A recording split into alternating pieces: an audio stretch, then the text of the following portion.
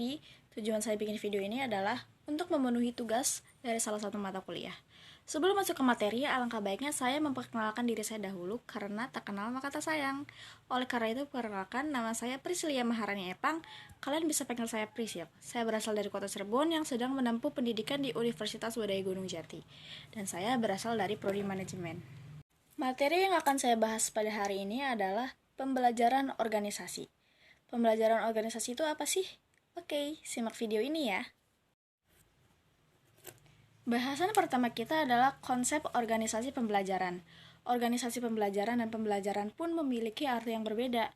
Kalau organisasi pembelajaran merupakan proses pengembangan performa karyawan dalam organisasi secara kontinu meningkatkan kapasitasnya untuk mengatasi setiap tantangan dan perubahan, sedangkan pembelajaran merupakan proses untuk mendapatkan pengetahuan yang dilanjutkan dengan aktualisasi.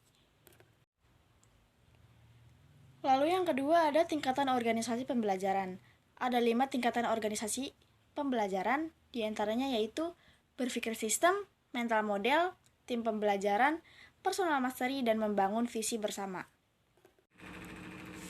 Saya akan menjelaskan satu persatu tingkatan organisasi pembelajaran. Mental model adalah kemapanan atau sikap mental atau model mental yang dimulai dari penguasaan pribadi yang tinggi dalam keadaan hidup selalu belajar.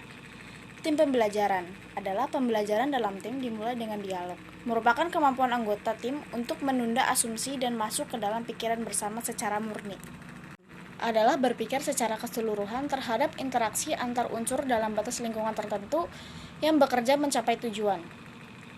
Personal mastery adalah upaya keahlian terus-menerus dalam mengklasifikasikan visi pribadi, visi organisasi, memfokuskan energi, mengembangkan kesabaran, melihat dengan objektif, dimulai dari hal yang sungguh-sungguh bagi organisasi. Membangun visi bersama yaitu kenyataan perjalanan terus-menerus sepanjang berhubungan dengan visi kepemimpinan yang memberi inspirasi pada organisasi, merupakan kapasitas untuk berpegang pada gambaran bersama akan keadaan yang ingin diciptakan di masa yang akan datang. Selanjutnya ada teori pembelajaran dalam organisasi. Nah, di teori ini ada 3 bagian. Yang pertama adalah operant conditioning atau Skinner, yaitu kondisi yang membuat perilaku orang mau belajar secara sukarela untuk memperoleh imbalan atas prestasi atau kegagalan atas kesalahan yang diperbuatnya. Yang kedua adalah classical conditioning, yaitu apabila kondisi tidak ada stimulus, maka tidak akan terdapat respon terhadap suatu objek yang menjadi fokus perhatian. Dan teori yang terakhir adalah social learning theory, yaitu orang atau masyarakat akan melakukan pembelajaran melalui pengamatan dan pengalaman secara langsung tentang terjadinya masalah atau objek. Materi selanjutnya yaitu cara manajer menjadikan organisasi pembelajaran. Langkah untuk memberi pelajaran kepada karyawan dapat dilakukan dengan pembentukan perilaku, yaitu dengan cara pertama ada schedule reinforcement, pemberdayaan terus-menerus dan pemberdayaan terputus-putus. Lalu ada continuous reinforcement, yaitu pemberdayaan perilaku sesuai kebutuhan organisasi yang setiap saat dibutuhkan dalam melakukan pekerjaan. Lalu intermittent reinforcement, pemberdayaan perilaku yang mungkin untuk mengatasi kasus dalam pekerjaan yang jarang didemonstrasikan. Langkah kedua adalah reinforcement schedule and behavior. Pemberdayaan untuk meningkatkan performa karyawan secara umum merupakan continuous reinforcement, tetapi dilakukan dengan modifikasi dan pengembangan organisasi.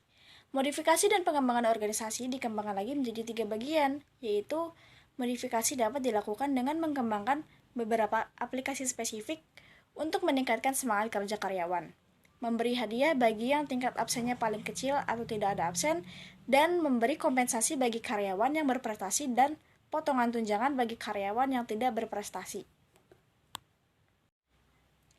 Materi selanjutnya yaitu karakteristik organisasi pembelajaran. Nah, karakteristik organisasi pembelajaran ini mencakup 3 aspek. Apa saja sih aspek-aspeknya? Oke, aspek-aspeknya yaitu yang pertama ada gagasan baru merupakan syarat bagi organisasi pembelajaran.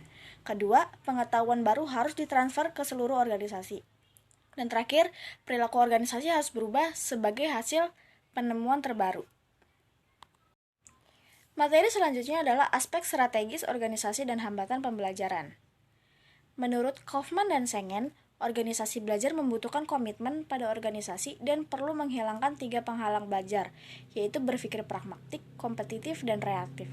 Melalui perubahan cara berpikir dengan cara memiliki knowledge menyeluruh, memiliki peran penting dalam komunitasnya, memiliki kemampuan bahasa, menjelaskan, dan menerima perbedaan pendapat sehingga mampu mengubah sikap reaktif menjadi kreatif. Materi terakhir yang akan saya paparkan yaitu resistensi dan solusi pemecahan masalah dalam pembelajaran organisasi. Dalam menghadapi resistensi terhadap pembelajaran di organisasi, perlu ada tindakan, yaitu proses penyadaran tentang perlu adanya kebutuhan perubahan, perubahan memperkuat adanya daya dorong atau daya ungkit perubahan dan tindakan perubahan atau resistensi, dan membawa kembali organisasi pada keseimbangan yang baru. Demikian video materi pembelajaran dari saya yang dapat saya sampaikan.